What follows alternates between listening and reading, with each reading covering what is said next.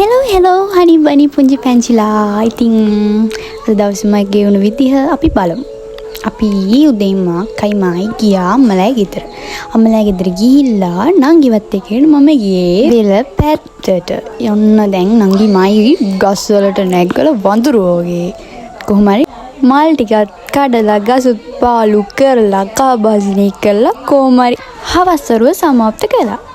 ඊට පස්සේ අපි ගෙදර ඇවිල්ලා වොෂ්ක් එහෙම දාගෙන අක්කයි මායි රෙඩි වුණේ අක්කගෙඩ මම රෙඩි වුණේ අපකට පුංචි තෑග්ගක් හදන්න.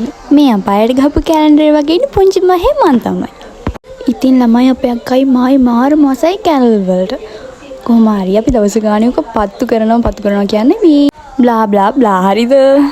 මේ දවස්වල මාරම රස්නේ හින්දා මම හදාගන්න කෝල්ඩ් ඩ්‍රින්ක් එකක්. මේක මාරම රහයි හැබැයි මේක මේ ලික්විඩ් එක පොඩ වැඩියෙන් දානවා. ඒක තමයි රහම. කොහොම හරි මම අක්කයි gift එක හදන්න ගත්තා. මේකේ gift එක හදන ටික නම් නෑ. හැබැයි gift එක දෙන ටික නම් තියෙනවා. ඔන්න බලන්නකෝ gift එක දුන්නාට පස්සේ අපේ අක්කගේ reaction එක. අනේ කලස්සනයි. Thank you. ඔබ තෘප්තිමත්ද මගේ ත්‍යාගය ගැන? ඔව් ඒක ලස්සනයි. මෙතෙන්ට මැච් වෙනවා. ඔබ මිස් කරා. මේ තියෙන්නේ ෆයිනල් ලුක් එක. ලස්සනයිනේ. එහෙනම් අපි ආයෙත් දවසක හමු වෙමු. bye bye see you.